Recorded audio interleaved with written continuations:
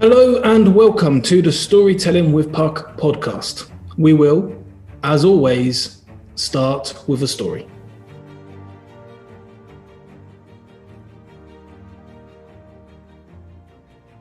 Okay, I'm Gary Nightingale, and this is the first chapter of The Madman in the Cellar, and this is the first part of it. A Saturday evening in early August 1979, we are eating our dinner in the lounge from trays on our laps, sausages and mash with peas fresh from the garden. Mum and Dad sit on the sofa. My sister and I are positioned on mismatched armchairs either side of the sofa. My left arm is in a sling, having cracked a bone on the last day of term. We were playing a ball game on the grass behind our classroom hut. As I reached into the air for the ball, I was body tackled from behind by Stephen Gordon, a strange whispering boy with a perpetual unsettling smile and a hangdog face mottled with freckles. The taciturn young Gordon dragged me sharply to the ground, and I landed on my elbow. In those days of limited communication and with no transport, somehow Mum managed to get me to Torbay Hospital. After waiting for hours to be seen, I was sent for an x-ray. Stephen had cracked my humerus. They gave me a sling and we went home. That summer, I fell in love with music. On the beach, as the other village kids swam and splashed in the sea, I sat on the shingle with a transistor radio. The songs I heard then still raised the hairs on the back of my neck. I Can't Stand Losing You by the Police, My Sharona by the Knack, I Don't Like Mondays by the Boomtown Rats, and the first single I bought, Pop Music by M. Blondie, two-tone, new wave, popular culture's response to the aftermath of punk. Sid Vicious, who I've not yet heard of, died in February. Later this year, The Clash will release the album London Calling, perhaps the last true punk record. I discovered this new world in about 4 years when I ventured beyond the safety of the top 40 and start listening to John Peel. I once took that radio apart. The housing was made of plywood. As I sat on that beach, alone but for the songs crackling and whining from my wooden treasure box, the dynamics that would tear me to pieces lay dormant in the shadowed corners of my soul. Nobody knew they were there. It will take me a long time to realize I never had to do any of what followed, to understand that at any time, in any of the innumerable moments that make up the lost years of my late teens and early adulthood, I could have just stopped. To the people around me, I could simply have said, I'm leaving, and just walked away with no guilt, no regret, and without even a backward glance, and started again. But I didn't. It never occurred to me. I didn't know I could just do that. I didn't know I had a choice, which is the same as having no choice. We sit and eat our meal. We've all had our birthdays for the year, apart from my sister, who will be 9 in September. Dad is 33, Mum is 31, I am 12. We are watching Chips. Later we may watch a movie. Jaws is on again. In just a few days' time, ITV will shut down almost completely as technicians go on strike over pay. For now, however, there are 3 fully active channels, the 4th not due to air for another 3 years. There is no video, not in this house anyway. There's no iPlayer, no catch-up TV, no Netflix, no YouTube. You watch it when it's on, or you miss it. In December, our new Prime Minister, Margaret Thatcher, will introduce the right to buy housing bill. One day in the far future, Mum will make her last payment on the council house in which we now sit and eat. Recession and more strikes threaten. Towards the end of the summer, the IRA will continue their campaign of terror by assassinating Earl Mountbatten. Across the Atlantic, Jimmy Carter has 2 more years left of his presidency. The world turns, but none of it really touches us in any direct, discernible way. Our family does not relate to any class or culture. We endure the poverty of the working class without the proud identity. We occasionally strive towards a superficial mimicry of the middle class, but lack its stability and self-assurance. Our fortunes fluctuate as rapidly as Dad's erratic cycling moods. Our income is as sporadic as his changeable and rootless ideas. We live in a frozen and isolated bubble. This bubble is made of glass, and it bears a label. The label reads Bell's Whiskey. Their tagline is "For ye go," but no one goes. No one goes anywhere. No one is permitted to leave. That is our identity. That is our culture. But it is hidden. No one's allowed to talk about it.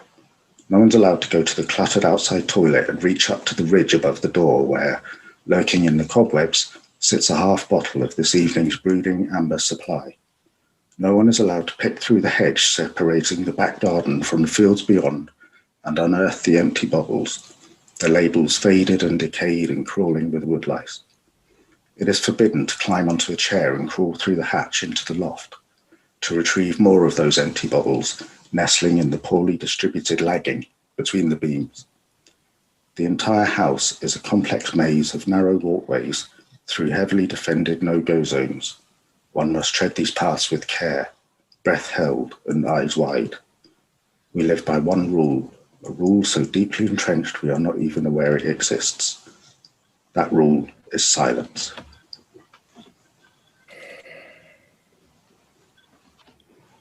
There you go. Thank you. I think I've heard and read bits of this before, and the end mode of the end word of silence is something that I think is also deserved in some ways for a moment of understanding with that story, and just taking time to absorb everything that you've just read. Before I talk any more about that, before we start properly, a little note to anybody who is listening to this podcast for the first time, or anybody who's maybe forgotten. My name is Stefano and I run Puck Creations. I'm the regular host of this podcast. If the title, Storytelling with Puck, hasn't given it away, this podcast is all about stories. We will share stories, chat about stories, and see how stories fit in with the business world too. Of course, we couldn't do that without our wonderful guests. And the guest that we have on today is the absolutely superb, in so many ways, Gary Nightingale. Thank you very much for joining us, and thank you very much for sharing the beginning of the first chapter of your story. It's an exceptional story, but we'll talk about that a little bit more in a second. Before we do, would you like to just introduce yourselves to our listeners? Yes, thanks, Stefano. And this is the first time I've ever been interviewed on a podcast, so I wasn't quite sure what to expect apart from what I know from listening to other podcasts. So yes, I'm Gary Nightingale. I live in South Devon, middle-aged English bloke, and my business is illustration. It's Gary Nightingale Business Illustration, and because I'm on LinkedIn with that, that's how I got to know Stefano. And I know that I was vaguely aware of Storytelling with Puck last year, but I didn't join in. And then this year, I really felt prompted to do it. So putting on my writer hat, I took part in that, and I just found it astounding. Just the response I got to my writing, the responses that I felt towards other people's writing, and just that whole connection. And I see a lot of people talk about being very narrow about your target audience and niching, and I can understand all that, and I do try to do it, but I have different things that I do, so keeping them all separate I find is a constant challenge. I don't think you're alone in that. Lots of people do, and we won't maybe go into too much of the detail about niching now, but we do talk actually as part of Puck Creations about niching with our clients quite a lot. Yeah. Because there are benefits to niching in terms of your focus. However, something that niching doesn't do is make you stand out, which is what everyone will tell you it does do. You'll hear from all over the place that having a niche is the way that you make yourself different. And often then that breaks down into a sector. So, for example, you might be an illustrator purely for people who I don't know, are single parents, and that might be your niche, if that's what you decided to do for some reason. And so you think, well, I stand out because I'm the only illustrator for people who are single parents. It won't take long, if you're successful, for somebody else to come along and also be an illustrator for people who are single parents. So niche in itself will not make you stand out. There's a lot of other things that make you stand out, including things like your personality, the way you connect to people, your purpose, your drive, how you operate. And the reason I wanted to mention all of that is because I think that's something that stories do. As you introduce yourself then, explained, and thank you, by the way, very much for your very kind words about storytelling with Puck. It's much appreciated. You explained that one of the things that hooked you to it, and one of the reasons that you liked it, was because of the connection, because you were able to connect with other people's stories, and you could, and you were getting feedback about the way that people were connecting with you through your stories. That's something that's unique to you. The stories you tell and how you tell those stories, nobody else can do, no matter how hard they try to copy you. It's impossible. And that's actually more likely to make you stand out than having a niche. Now, what I find quite special about you, however, is that you are right. You do have an array of talent and an array of different. Meet this guy you're talking about. Hang on a minute. Is this John? Oh no, sorry, Gary. I've got a different different podcast. No, it's definitely Gary I'm talking about. What I actually loved, and you demonstrated this partly with storytelling with Puck, but also since I've known you through LinkedIn and illustrations too, is the way that you're able to tell stories in so many different mediums. So, as we've discussed, and we'll get into a little bit more in a short while, you are an illustrator, and that is your primary business, and that's how you help clients to tell stories through the medium of illustration. But then in storytelling with Puck, we saw this wonderful story that is, I'll let you explain more detail about that, actually, maybe a little bit later about this story. You could maybe say it's biographical. But then you also are able to express yourself again through writing in fiction, and people should look for Gary's opening fictional story that he told on in Storytelling with Puck too. But on top of that, you then got out the guitar and played a piece of music without words that also in itself told a story. So you have done something quite special, I think, in being able to express stories in quite a few different ways, which is something we try and encourage people to do as much as we can. Now, I've just been speaking for a little while, but I should get back to interviewing the guest. So tell me a little bit more, because I wanted to focus on this a little, about you playing the guitar, when you started playing the guitar. Okay, yeah, that's nicely unexpected. Because I had a lot of thoughts while you were talking there, sort of going right back to the niching, but perhaps because we had a really good conversation recently talking about that, where it's more about the type of, I think for both of us, it's more about the type of people and the sort of characteristics and attributes and personality that you sort of niche on, rather than the sector, perhaps. The guitar, I mean, that one that I used, I've had years and years and years. I don't have any equipment. I've just got one acoustic guitar, and it's just like part of me. But I've been writing songs for a long time, and they've always been sort of on the sideline, really. And it's like, whether it's drawing or writing or playing guitar, it's like it comes from a part of me that is kind of separate to the rest, and starts to get twitchy if I don't pay attention, which is like why I have to try and keep a balance between it. But I've got all these songs, and I can honestly say I can't remember exactly how they came about. It's almost like it sort of sprung from somewhere unconscious, and which, because that one you're talking about, that was instrumental, but there are a lot that have got lyrics, and it's all around a sort of central hub, I suppose, of sort of experiences that I've had, which is unavoidable to talk about, to do with substance abuse, or drinking basically, and mental illness and recovery and all the spaces in between, and that it all seems to be about that. And does that drive not just the musical stories, but also when you're not working, doing illustrations for business, does that also drive your illustrations and your fiction stories as well? The fiction definitely, and that piece that I just read out, when on the storytelling with Puck, I told you I had a sort of clear choice between, do I push all my fiction stuff into this storytelling thing and keep the stuff that I really want to do private, which is just about me? And I'm glad that I went for that one. And I know I've read so many sort of interviews with writers who they use their fiction to tell their own stories, and all their characters are just different aspects of themselves. And that's something that, for me, that does happen. But the actual full-on autobiographical stuff had to come first. It was like, if I just try and write fiction, it sort of dries up and it just sounds false. And when I read it, I don't believe it. It just sounds like someone trying to make something up.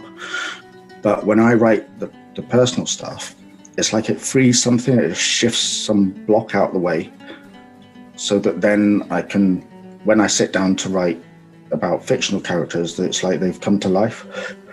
So I can write fiction, and then when I look at it and read it back or show other people, it's like it's alive. These are the way fiction should be. And that to me was just, there was an amazing discovery. It's like, yes, I thought I couldn't write fiction, but I can. I just have to get all this other crap out of the way first. It's really interesting, actually. It's like you're clearing the path in some ways. I wonder if, and I'm very much projecting here, I think, but I wonder if there's something to, when you talk about having to write the autobiographical stuff first, I wonder if there's something to the idea of when you're trying to write fiction and you haven't written the autobiographical stuff, that you almost are actively avoiding trying to write anything like you when you're writing the fiction. And that's when you said earlier, it stopped becoming believable, because it's so false that it's nowhere near you, and so if you can't see it yourself, how is anybody else supposed to see it? That's I think you've hit the nail on the head. I think that is what's happening, and it's almost like the autobiographical stuff. It's like it demands to be told, and even if I'm only telling it to myself and reading it out in scenarios like this or in the storytelling, and I don't know where it's going to go. I don't see it ever being published. To me, it's like a vital step towards writing fiction, because the more I do it, I mean, I carry a notebook around all the time, and I'm always scribbling down ideas for jokes and illustrations and things, and just the odd thing that I see, I'll just make a note of it, and that feeds into writing fiction.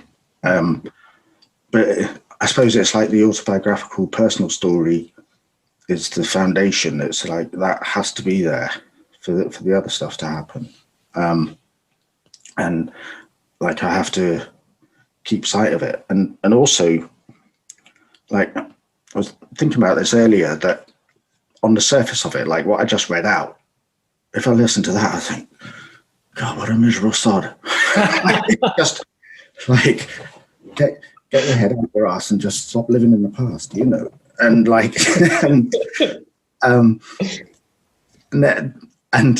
but to me, it was like, I can see the context of it. Like, I mean, I'm right.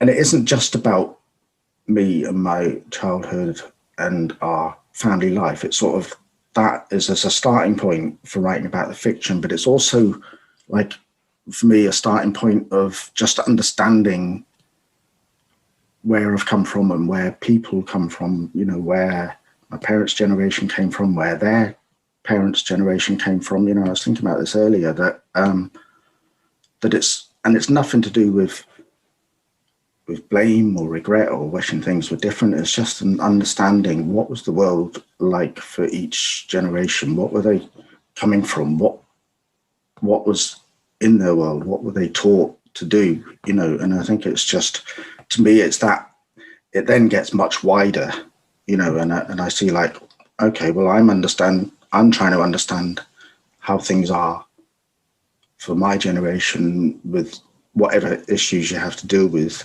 how do you deal with them now as opposed to how someone might have dealt with them 50 years ago?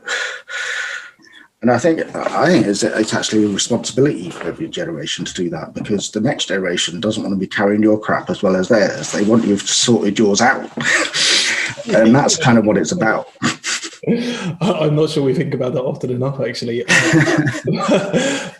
But you make a wonderful point in terms of how things develop over time. So when I started writing this autobiographical piece, in some ways it was to get down your own feelings and to get stuff out. But then as it developed over time, you almost realized that you were doing a bit more with it, as you just described. Yeah. I won't repeat what you just said, but yeah, as you just described. And it had to start somewhere. You know, it had to be just literally. There's a writer I love called Raymond Carver, does short story, or did. He's dead a long time now, but he used to say the most important bit was just putting black on white. Yeah. Just start. And that was what I was doing, and then it grew from there. So sorry, yeah, go on. No, I'm with you. I completely agree with you. I agree with that point. As a writer, that is often the hardest thing, is just to get something down. You can go back, you can edit it later, you can take out the bits you don't like, add in bits that you think were missing. You can think about different scenarios and wonder where they are in the timeline and whether or not there should be a timeline at all. All of that stuff can come later. But the first thing is, as you eloquently put it, just put black on white, just put pen to paper. That's how you need to start. But I guess something I love about the way that you have written your autobiographical story is that, as much as it is autobiographical, it still draws your reader in almost like a fictional story might, because of the way that it's worded, because of the way that it's very descriptive, because of the way that you're painting the scene so that people can picture themselves. And also, I'm not sure how much you realize this or not, but for so many people, they of course have not been through the exact same situation as you, but they've been through something similar and had very similar feelings. And they are then able to relate to what you're writing because of the way that you're writing it. And for other people who haven't been through it, they're able to get a bit of a better understanding of where you were and what you've been through. And then what you mentioned earlier in terms of you're also getting a better understanding of the wider world and the different generations and how things changed. And as you then write that down, you're also allowing other people to either agree with you or disagree with you on their perspective on what they thought that world was like. And also people who were never in those generations have an opportunity to learn. So there's so many layers to the way that you wrote. That's part of what I find fascinating about it, because I don't want it to be a self-absorbed, this is my story kind of thing. I want that to be the starting point that creates connection between other people. Like how I get when I read other people's stories, like so many stories in that Storytelling with Puck, is I'll get excited about something that they've written because it relates to something in me and I want to talk to them about it. And so they might have just been writing about themselves and about their experience, but it doesn't come across as being self-absorbed. It comes across as, I'm just telling my story, now tell me yours, you know, and that is what I find interesting. And it's where someone is trying to understand something about themselves and about their place in the world, and then offering it up so that other people can help shape that understanding. And it just, if you just keep things to yourself, it's like, I really believe it, that a story isn't a story until it's told, that it's just, it just becomes a internal conversation that just goes stale and goes nowhere, you know. There's definitely a truth to that. And actually, I think it's a perfect segue to telling the second part of this chapter, if you would be so kind. Oh, the next part. Yes. Okay. Maybe I should put more jokes in it. It's okay. We'll tell them in between. Just think of one for the nothing too rude. I'm not sure if the audience wants. Okay, here goes. Number 2. Sunlight beams through the back window, illuminating dancing motes of dust in the TV screen's subdued glow. No one speaks. Mum has cut up my sausages and I eat with my right hand. Gradually, I notice that Dad has stopped eating. He holds his knife and fork and just stares at his half-empty plate. His face is contorted with distress, which immediately sets my heart thumping. My whole body tenses, causing a momentary painful twinge in my cracked upper left arm. My pulse rate shoots up into the red. Yet I too am conflicted. Dad appears to be sober. In this condition, the spectrum of his behaviour is fairly narrow and can be easily gauged and adjusted to. Without alcohol, my father ranges from attention-seeking hyperactivity to a sullen and self-absorbed shutdown.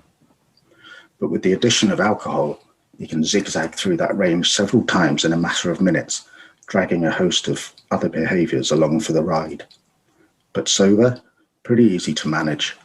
Uncomfortable, yes, but with little risk of any aggressive outburst or sudden unhinged screaming meltdown. This is different. This is new and I don't like it. I can't read it and I don't know how to prepare. Quietly, deliberately, Dad lifts the tray from his knees and sets it on the coffee table. He leans back a little, forearms resting on his thighs, and says quietly, "I can't do this anymore." The house freezes in uncomprehending horror. "I just can't do this," my father continues, gesturing vaguely with his right hand, "anymore." He speaks with a trembling voice, a new voice, unlike any other sound to come out of his mouth.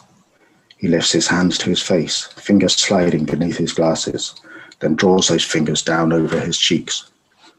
"I'm lonely," he whispers, still in that new voice. Behind thick, nicotine-stained lenses, the exposed whites of his eyes are shot with tiny red rivers. "I'm deeply unhappy." That dismal voice, wavering yet somehow invested with a strange kind of strength, a resolution wholly absent before today. This voice doesn't come from anywhere on that spectrum of predictable mental states. It comes from somewhere else entirely. This voice shakes with seeming fragility, yet also commands a curiously novel authority.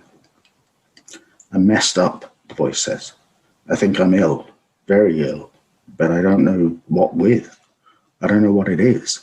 Dad shrugs. "I need help, but I don't even know what for." We've all stopped eating. Adverts. Hofmeister Lager. Shall I pour him one? No way, he's driving the lorry. My sister is a statue of terror. My mother looks at her husband with an expression that simply cannot be read, no matter how adeptly one has mastered this particular survival skill. I peer down at what remains of my neatly sectioned sausages. A stray pea rolls the length of my tray. My mind races in blind panic, searching wildly for something familiar to grasp, but there is nothing. This new terrain is entirely alien. Dad slumps back into the sofa, dropping his palms to his thighs with a conclusive slap.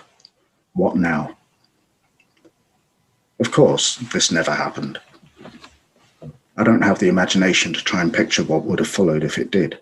The very worst thing would have been for nothing to happen, which is also sadly the most likely outcome. No one would have known what to do. I don't know if my father was capable of such insight into his tragic and trapped state, but if he was, I never heard him try to express it.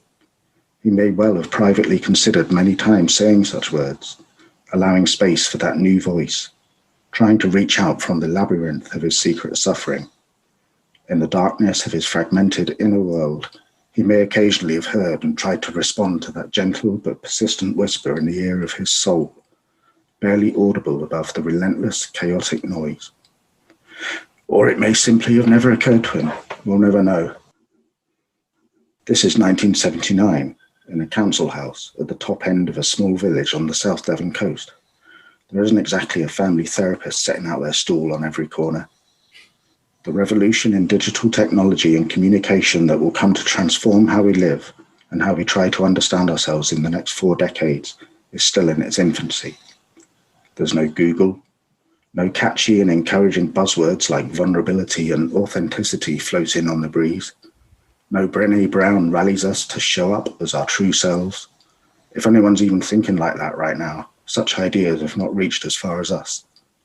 There are no supportive Facebook communities, no WhatsApp groups, no confidential helplines. there's nothing. In this mental health backwater, if you're brave enough to admit, even to yourself, that you might need help, the very real fear of misunderstanding and ridicule that almost certainly awaits you should you try and talk to anyone about it will debilitate you into inaction. You will stay locked in your destructive patterns without ever knowing what's really driving you. So, in our glass bubble, we remain prisoners of the silence, an invisible shroud of dysfunction and denial, in which our family's unseen crisis is permitted to broaden and deepen with each passing year, facing no opposition whatsoever.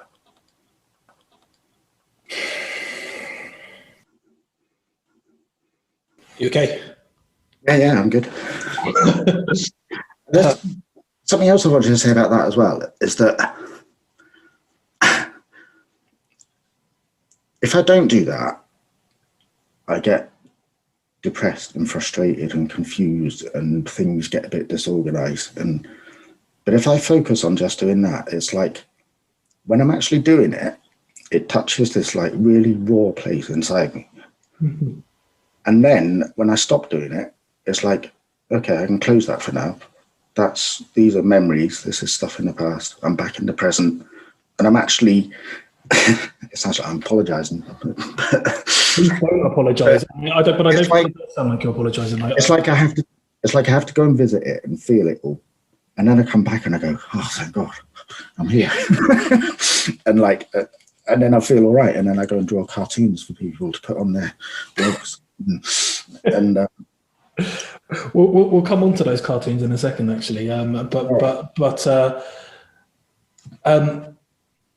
were so many moments in that story that just really hit home.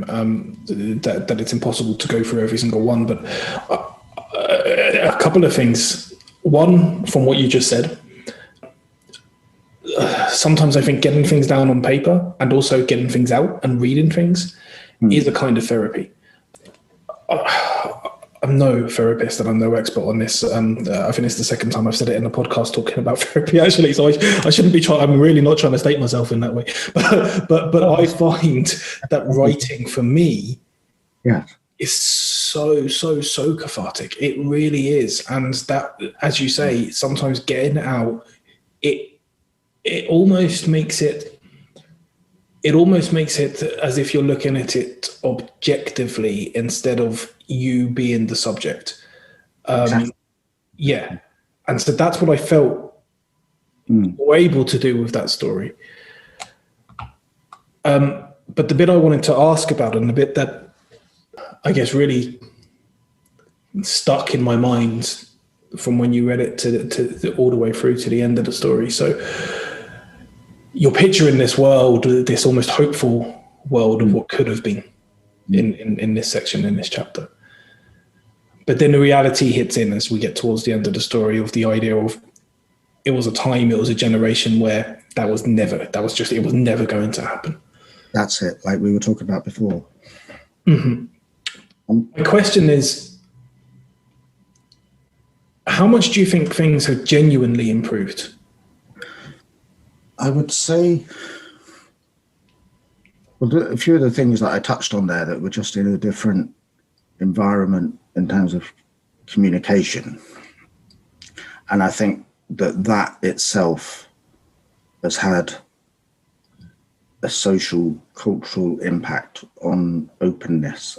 Mm-hmm. That it's all about balance. You know, it can be like, I suppose at the most trivial level, the idea 40 years ago of someone sending everyone a picture of their dinner. yeah. It's a bit crazy, but especially in England at that time, an overcooked chicken. So that's what I mean about, like, if you think, well, I'm 53, so I was born in the 60s. So people born in the 60s, their parents were probably born not long after the war, you know, so the whole world was still reeling from the Second World War that it was told would never happen again, you know, and just that whole time and place, it was just unheard of to speak about things. And perhaps that sort of tight-lipped stoicism was actually what the world needed, certainly what this country needed. We need to rebuild.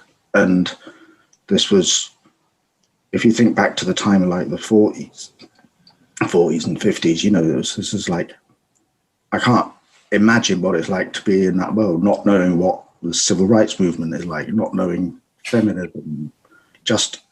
We've just had, like you hear so much now about unprecedented times. Well, that back then the unprecedented times would have been the war, the Holocaust, Hiroshima, Nagasaki, these things sending shockwaves around the world. And then these people, people grow. I'm generalizing massively here, just to understand sort of the different world that generation. And then the next generation, James Dean came and invented the teenager, so that changed everything. Yeah.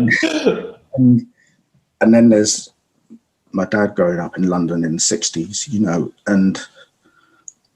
and you just, obviously there was mental health around, but I know that going back to my late teens and early 20s, things would have been very different if I'd had just more information, more awareness.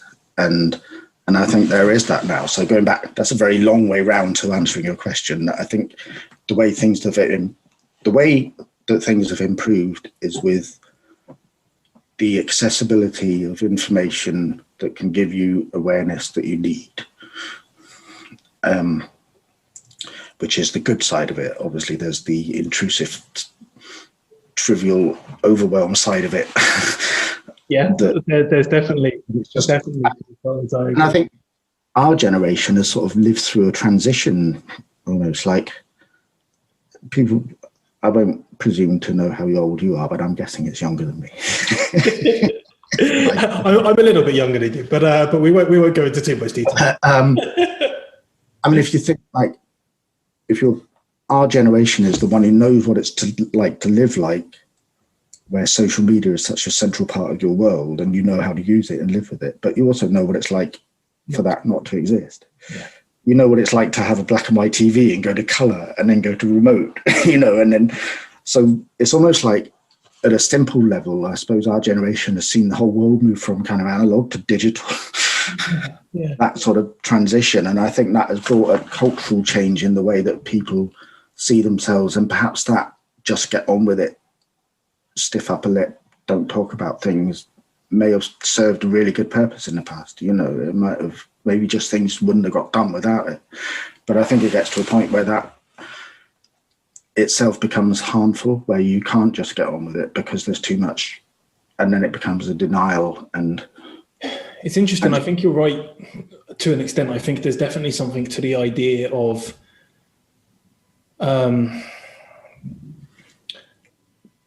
allowing things to happen and understanding that things are happening and just going with the flow sometimes, and realizing that there's a lot that you can't control, realizing that you can't do anything about certain things. And so there's no point in letting it build up inside of you and kind of having that anxious, those anxious feelings, that anxiety.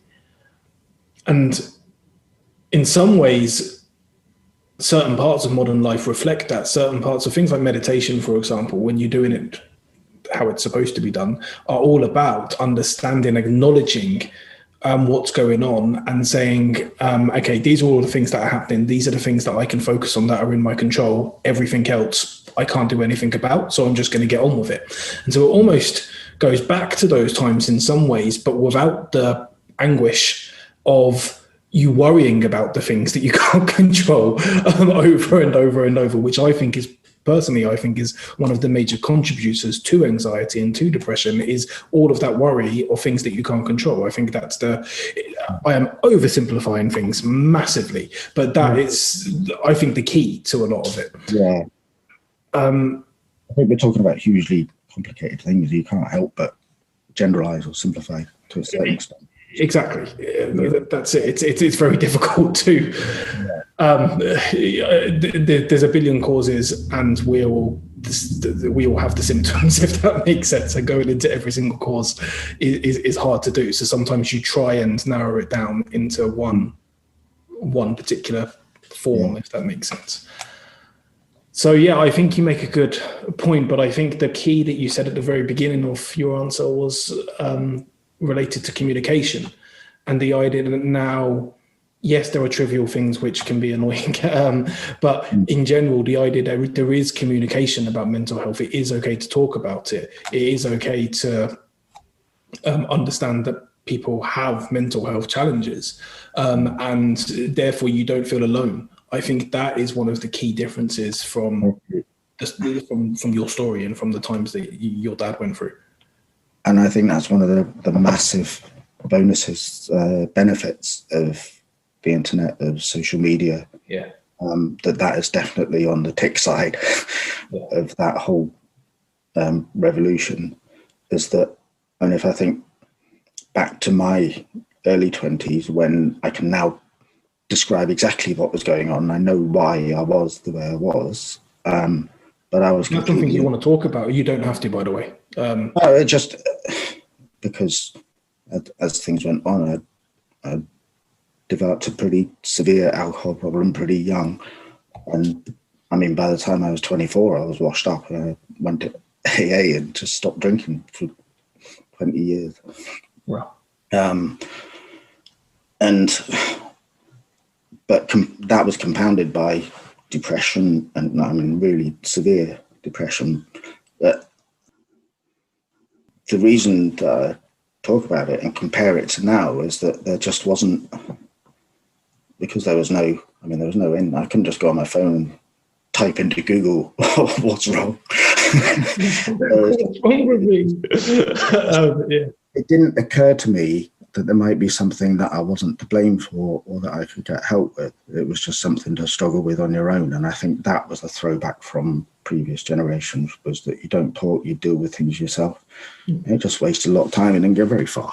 And I think now, it's like we were talking about LinkedIn earlier, and I'm connected with a few people who are therapists. There's someone who I know who calls herself a family therapist, works with troubled families, works with people who have all these kind of issues. And I see that and it just warms my heart. I just see that there's someone doing that, you know. Yeah. And it's open and it's okay. And if you go to a therapist, you're not seen as weird. You're just seen as, oh, okay, that's life. That's what we all need to go through sometimes, or some people need to go through. And it was, yeah. And I look back now and it was like, at any time I could have just gone, hang on, there's something wrong here. I'm doing my best. It's not my fault. I need help with it. But those thoughts weren't in my head. It was just, you know, so that is, I suppose that's one of the main drivers of writing all this, is just understanding that how much worse than that it would have been for my dad. You know, had all that kind of male bravado and stuff. And like, for him to actually imagine him in a pub with his mates just saying, actually, this isn't right. You know, it's not going to happen. He probably wouldn't have got very far. I think. What about his parents? Like, I mean, they were sort of like London East End gangsters. I mean, that would have been like even harder.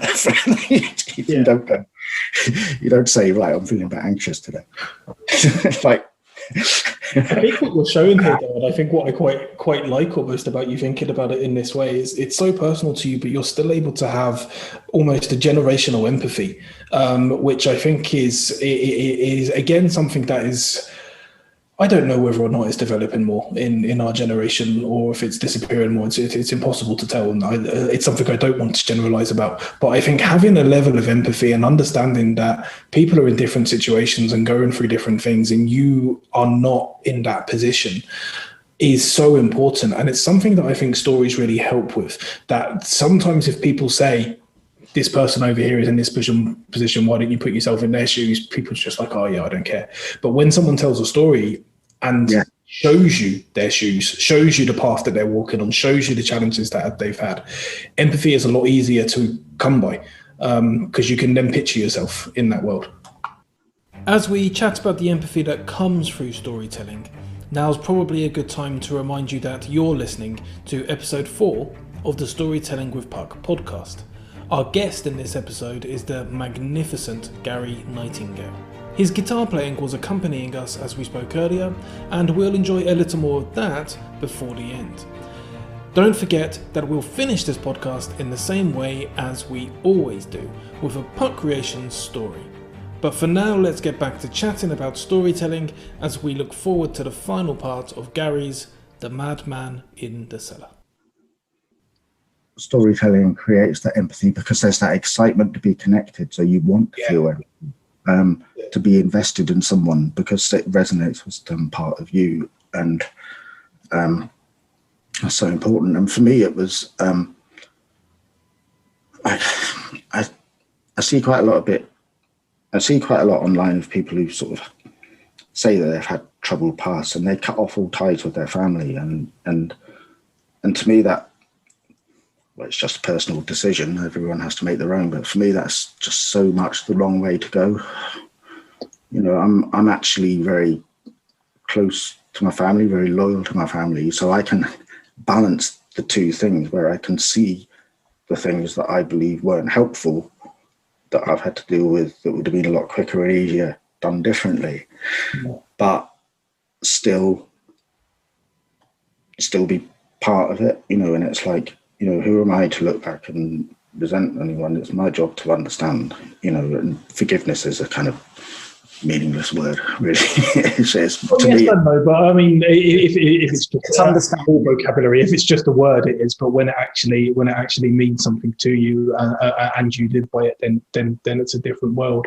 I wouldn't necessarily, personally, I wouldn't say, you know, there's a right or wrong way to go. I just think that there are ways, and people have their ways of coping and ways of dealing with it. Yeah, people do what they have to do to survive. And then if I look the other way, look ahead to my children and what happened with the divorce and everything, you know, that is, I mean, that's a whole different story that we won't go into, but just to let you know that it's there. You do look back, look at the past, try and understand it, look at yourself now, and then look ahead. You know, what difference can I make?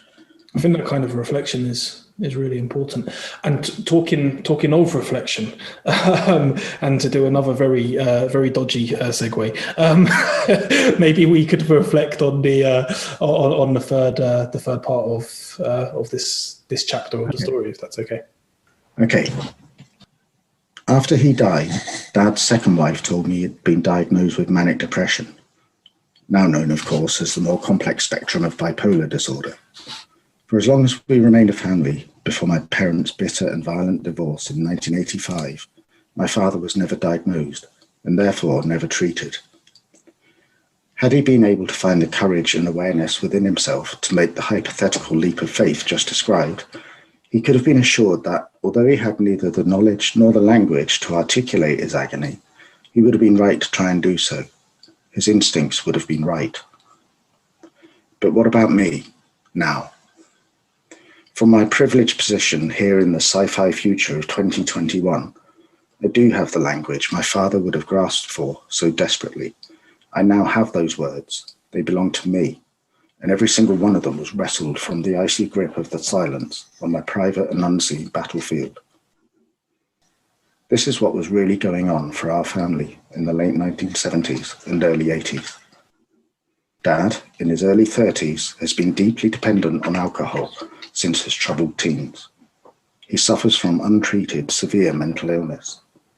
My father lives daily with unhealed trauma from a brutal childhood of abandonment and neglect, a weeping, pulsing wound that moans and lurches uncontrollably beneath the veneer of our lives. This writhing damage will remain untouched until his death in 1998. In his isolated pain, my dad is also a perpetrator of physical, mental, and emotional abuse. When the whiskey flows, his pent-up frustration explodes in sudden bursts of hair-trigger violence. I never knew who he really was. He probably didn't know either. He never found a single moment in which to step back from the unceasing demands of our collective dysfunction and calmly ask himself what was really going on. To tell it all to just shut up for a minute, to sit quietly, to honestly ask himself two simple but vital questions. Who am I and what do I want? I don't know what my dad believed, if anything at all. His whole life was one big act. The only way to break that act, to stop the show, is to just stop. To choose that specific moment on a specific day and announced to the world, I'm not doing this anymore. My father never found that moment, one single instant of time in all those decades of lies and pretense, with all that waste and heartache piling up ever higher in their wake. In the pubs, my dad was an entertainer, with a repertoire that drew upon an inexhaustible supply of material from sitcoms and Michael Caine movies, Peter Sellers and Monty Python routines. Adverts? No way, he's driving the lorry. Jokes, regional accents, and impersonations. Everyone loved my dad. But that guy stayed in the pub. The man whose second-hand ex-company car screeched into a space down the road, who made the dog go crazy when he staggered up the path and rattled his keys against the front door. This was not the guy in the pub. No, we got the deeply disturbed and wounded cripple, reeking of stale beer and whiskey, taking out his pain and rage on us whose unfortunate destiny it was to share his fractured path. My father grew up in poverty and hardship in London's East End until his mother married money from Nottingham. Her firstborn son got dragged away from his sister and sent to boarding school, where the kids born into money ripped into shreds. I have one photograph of him as a child, and he looks just like any other innocent little boy. He didn't stand a chance. He never found it. He never recovered. He never created that sacred moment of decision and irreversible change, nor found the courage to step into that moment and claim it as his own. He never did set his tray down and make that declaration. It didn't happen. The time was wrong. The place was wrong. The culture was wrong. The dark machinery of our family's dysfunction rolled on, unchecked and unquestioned, desecrating all in its path that gives life its meaning, power, and fragile beauty. And then it met me. This is the story of that long and strange encounter. This is my story.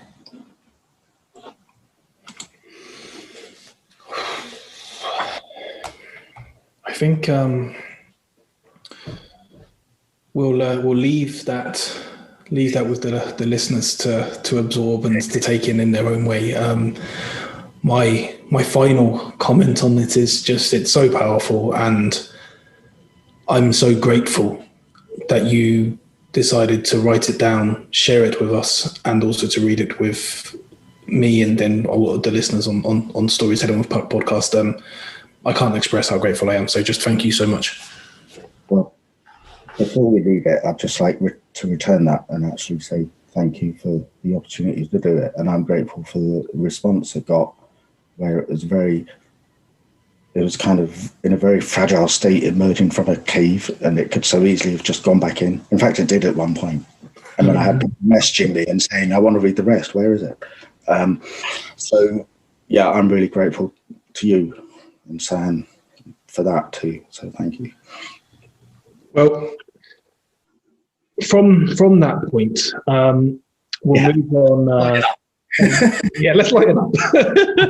It's okay. I think we need light and shade. Without the shade, there is no light. So that's a cliche that makes no real sense. But anyway, but I want to talk a little bit more, and the idea of who you are to businesses, and how some people know you. They might not know any of this writing, any of the guitar or anything else. What most people know you for, your illustrations and your cartoons, and from a client point of view, certainly, yeah. Yes, sorry, from a business point of view is what I meant there. And so they're still very much stories, though. And so what is it you do for your clients? What is it that they come to you for, and how do you help them? Okay, well, firstly, going back to what we were saying before about it, it's almost like I came across my ideal client gradually took shape because of the people I was already working with. It made me want to work with more people like that. And it's so mostly people who are coaches, trainers. I used to say consultants, but I really hesitate to say that because I don't quite know what it means, and none of them call themselves consultants. So coaches and trainers, and it's people who are very passionate about sort of singular message, something that they're trying to achieve, and a lot of it sort of made up with perhaps abstract concepts that I help give shape to and give form to, and sort of just by illustrating them using sort of cartoon characters and diagrams, a combination of the two, so that you can look at it and instantly or their audience rather, instinctively on a gut level will look at an image and I get that, I'm interested in that. I don't fully get it, so I need to read more to find out. Yeah, it's a pathway almost. Maybe it's the if we play with another cliche, it's the first 1,000 words that lead people into then reading the next 1,000 words. If that makes any sense. Yeah, so it is. It's like I imagine that what I'm doing is like a picture on a shop window. Someone sort of stops and looks at it and like, that's interesting. That's kind of, I relate to that from my world. I'll go inside and find out what this is about. And then they come out buying a training course. That wasn't what I expected, but I will. Yeah. So from a sort of practical level, yeah, it's people who are a number of regular clients now where it's weekly illustrations for blogs, articles, LinkedIn posts. They tend to get sort of shared across the board. And as well as someone I'm working with, as well as doing that, is putting together a big training program that he's got the backing of a major body in his industry. Brilliant. Who are really interested in what he's doing. He's really passionate about it, and he's and I'm excited to be part of it. And so that's part of the way things are changing now. I mean, that's a direct result of the pandemic, is that they can't go into workplaces and deliver training anymore. They have to move it all online. So they might be super confident experts in what they do, stood next to a whiteboard in front of a room full of people, but put them on Zoom and they freeze and like, I don't know what I'm talking about. I don't know how to get this stuff across. So I kind of help do that. And the illustrations and kind of animation, I guess, sometimes helps to almost be a prompt. And I know that whenever I present, and I know that a lot of professional presenters will talk about the idea of if you can give your audience something tangible to play with, then it makes them instantly more interactive. But of course, on a virtual conference, that's very, very difficult to do. So almost in some ways, being able to see an illustration, it's not tangible, but they can at least picture something instantly, and they can be part of the story, as we always talk about, before somebody starts speaking, and they can be working little things out in their head. What does this mean? And then it becomes clearer as the speaker explains. That's it, yeah. And since I started getting into animation, sort of doodly style stuff where you see the writing and pictures appear on the screen, and so I've been doing some stuff like that for a video for a client, and I'm starting to do it more for other people. And so the last sort of 2 or 3 months have been a really steep learning curve where I've had to learn a whole load of things that I'm saying with anything new, I look at it and just panic and freeze for a little while, and then I'm like, oh, I get stuck in, and then it's kind of a good feeling when you've gone through that stage and you're like, I can do this now. Yeah, I feel like we're talking about relatability again. I think you'll pretty much have everybody who's listening, their ear will go, yeah, I know that feeling. The kind of the idea of something new. Panic. Oh, hang on, this is working here. Oh, is it working? I'm not sure. Hang on. Yes, that's it. All done. It's working. Yes. I want to do more of this. And like, yeah, and that's me adapting to how things are now. Where as things move more online, I needed to get better at offering what I do for the online world, and having more of a range of what I could do that would fit the online world, and it's all part of actually helping people get their message across. And I'm trying to find another way of saying stand out. Differentiate themselves. Differentiate. Brilliant. I have to find different ways of saying stand up pretty much every single day, so that one's in. That one's in You got a mental list to choose from. Yeah, exactly. So on that note, and if people do want to stand out and they do want to use your illustrations to help them do that, where can they find you? Where can they find your website or any of your social media? Okay, my website is unpublished at the moment. It's got big boards around it, like a building site. Okay. We'll leave that in the construction, and we'll add it once it's ready to all the documentation.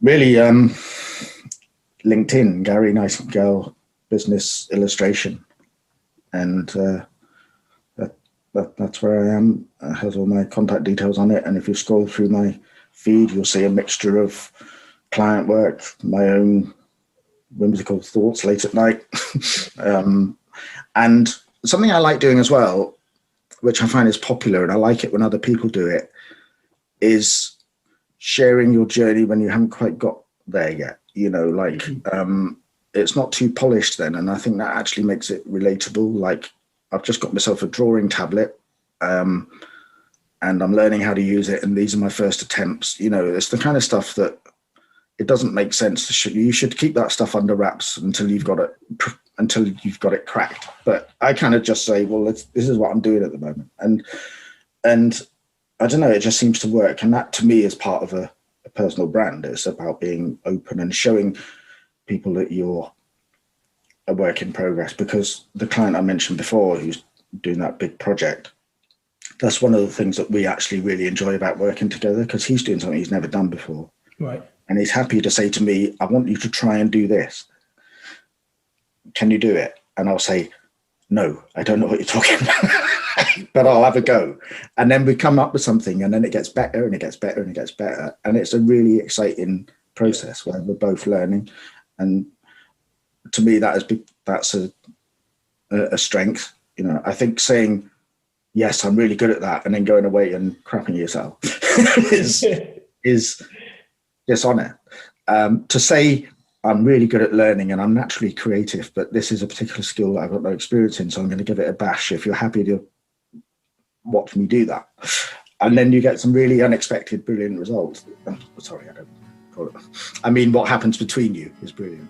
Yes, you may not want to say it about yourself, but I will also say that the results of what you do that I've seen are brilliant. The actual results too, not just the process.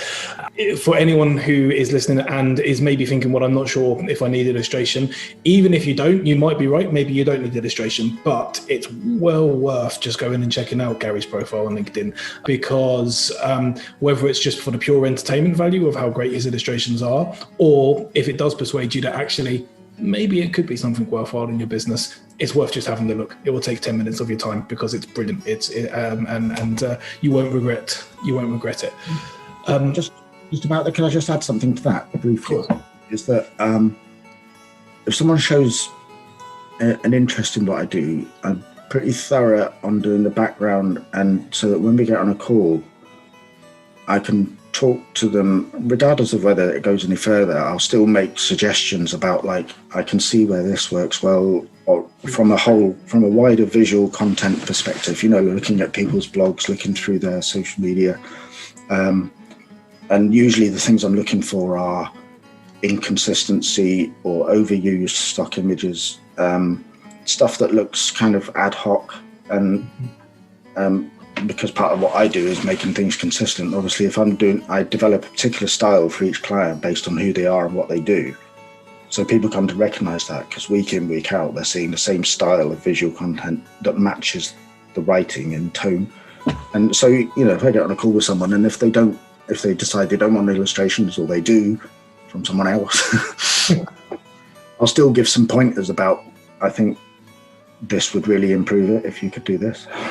I think that's hugely valuable. As you say, sometimes I think people are a little bit nervous to make that initial approach, because they then think they're going to be hooked into a sale with all sorts of different people, all sorts of different companies. So don't try. Well, yeah, I'm sure you will. But the idea that you will also just be there to help, and if you don't get the sale, then you know you won't hate them. Then I block them. Exactly. Yeah. Yeah. No, I don't. So on that note, don't get blocked by Gary, but do make sure you give him a follow. And I promise you, he doesn't really block you. I'm sure I've given him abuse over time, and he's not blocked me yet. So we're all on happy notes. But Gary, we'll cut loose in a second. Sure. I will read, as has become tradition, a Puck Creations story in a second. But for now, thank you so much for joining us. It has genuinely been a pleasure, and I know I've already said it, but I can't thank you enough for reading your story and sharing it with the Storytelling with Puck world. It's truly amazing. Well, thank you very much. Thank you for asking me. And surprisingly, I was quite nervous before, but I've really enjoyed it, and it's just thank you very much. My pleasure. Oh, as you said about being nervous, if anybody wants to Gary as a podcast guest in the future, I think you've seen how good it will be. So go for it. There was nobody else in the cafe. Bina looked around. It was lunchtime, crunch time. The weather was fine. The church bells had chimed. Her clothes were still hanging on the line. As she looked out the window, she saw not 1, 2, 3, but 4. Left, right, left, right, left, right, left. A pin in their jacket, a gun in their hand. This wasn't an invasion, it was theft. As she looked out the window in awe, behind the 4 there were more.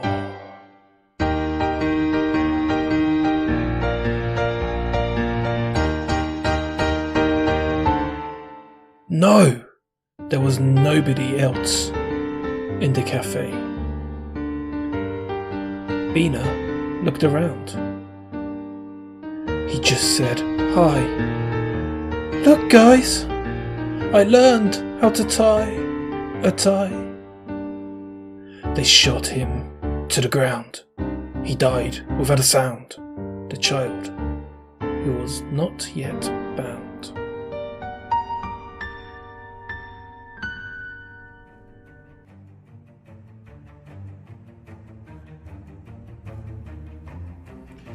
You've just been listening to the Storytelling with Puck podcast. We'll be back very soon, so make sure you subscribe and catch up on any of the episodes you've missed.